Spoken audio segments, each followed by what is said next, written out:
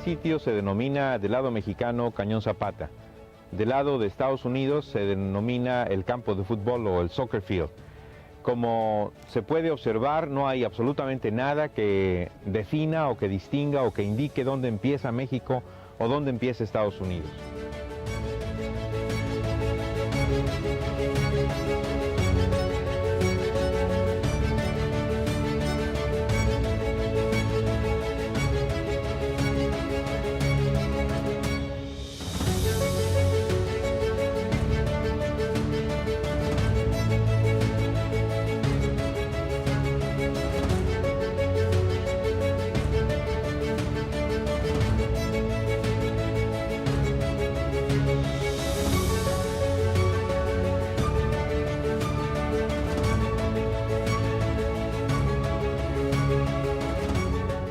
Estando en Tijuana, yo ya traía mi tesis doctoral detrás sobre el fenómeno migratorio.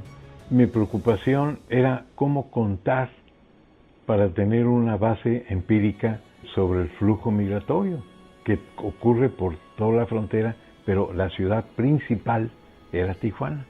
Y entonces descubro el Cañón Zapata, me voy físicamente al Cañón Zapata, me doy cuenta de que por ahí era por donde cruzaba la mayor parte de los que llegaban a Tijuana con la idea de cruzar a Estados Unidos, por ahí, por el Cañón Zapata cruzaban. Y me di cuenta de la colina y entonces me subí a la casita que estaba en la punta y desde ahí empecé a sacar fotos. Me di cuenta que viendo las fotos, yo dije, pues podemos contar las cabezas de migrantes.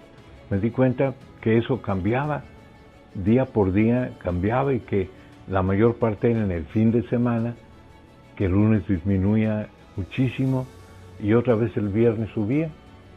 Y entonces obviamente contraté a Roberto Córdoba, que empezó con la instrucción de sacar las fotos, la primera 1 hora antes de la puesta de sol, la segunda 10 minutos antes y la tercera 1 hora después. Tomar exactamente la misma foto del mismo espacio.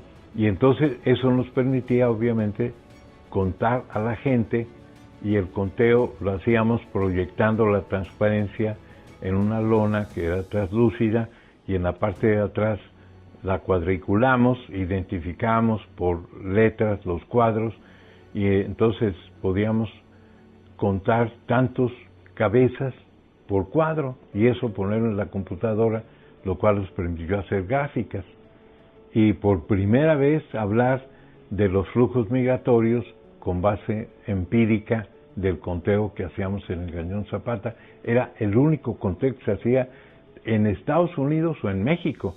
En Estados Unidos era pura grilla. Hablaban de la invasión silenciosa y eso con base en nada, con base en el cálculo que hacían por razones políticas.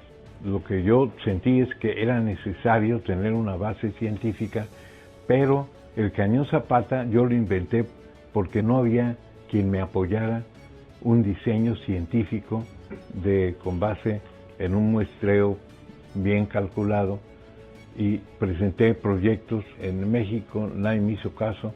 En Estados Unidos me empezaron a hacer caso, me financiaron un primer proyecto y con ese dinero empezó el Cañón Zapata, con dinero gringo, para un proyecto de hacer un cálculo sobre la migración indocumentada.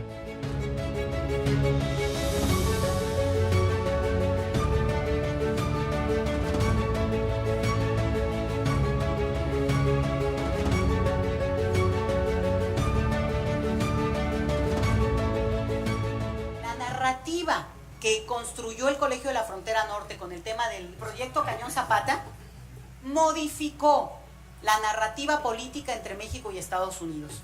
Porque frente a lo que decía Estados Unidos de que ustedes se la pasan y nos están invadiendo, o sea, la misma cosa, el Colegio de la Frontera Norte contribuyó con ese discurso de decir, no señor, hay etapas, hay momentos, hay flujos que corresponden también con su necesidad económica y que explican cómo es un flujo mucho más integrado y no nada más propio de una relación del país que expulsa.